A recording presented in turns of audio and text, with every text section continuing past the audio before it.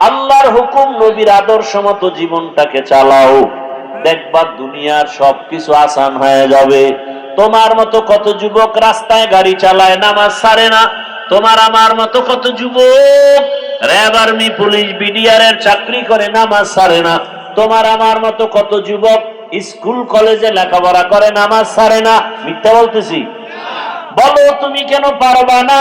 তোমার আমার মতো যুবক ব্যবসা করে, নামাজ ছাড়ে না, দোকানদারি করে, মিথ্যা কথা বলে না।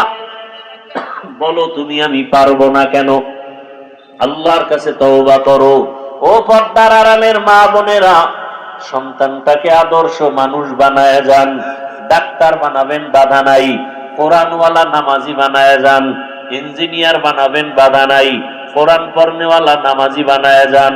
একদিন সন্তান কলিজা ভরে দোয়া করবে, আমার আব্বা আম্মার আদর্শের কারণে আমি ডাক্তার হলেও কোরআন শিখছি, আমি ইঞ্জিনিয়ার হলেও নামাজ শিখেছি, আমার মা বাবার আদর্শের কারণে আমি ভালো হয়েছি। মা বাবার জন্য দোয়া করবে।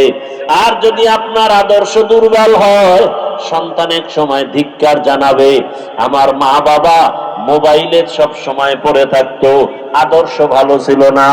মা বাবা তর্ক বিতর্কে লিপ্ত থাকতো, আমাকে নামাজ শিখায় নাই, কোরআন তেলাওয়াত শিখায় নাই। ও আমার মা বোনেরা, এখনো তওবা করেন। আপনার মতো কত মা কত বোন পর্দা করে, নামাজ পড়ে, স্বামীর মাল হেফাজত করে, মোবাইলে সময় নষ্ট করে না। আজকে থেকে তওবা করেন, আল্লাহর কাছে মনে মনে বলেন আর বেপর্দায় চলবেন না, নামাজ ছাড়বেন না, মোবাইলে সময় নষ্ট করবেন না।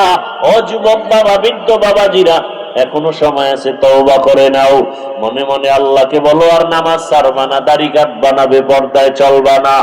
এক সময় তো মনের মতো দাড়ি কাটছো, বেপর্দার আড্ডায় গেছো, মোবাইল চালাইছো। আর কতদিন, কোন দিন হায়াত শেষ হবে জানা নাই। এখন থেকে তওবা করো। আল্লাহ কয় জায়গার বর্তোয়া? এক নম্বরে, দ্বিতীয় শিক্ষক, তৃতীয় শিক্ষকের সাথে বেয়াদবি করেন, ছাত্র নাই।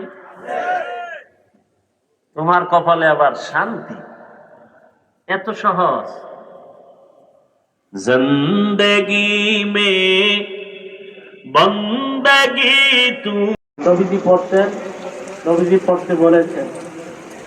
তা আসলে অভিজ্ঞতার আলোকে আমি বলি, অনেক সময় দেখা গেছে এমন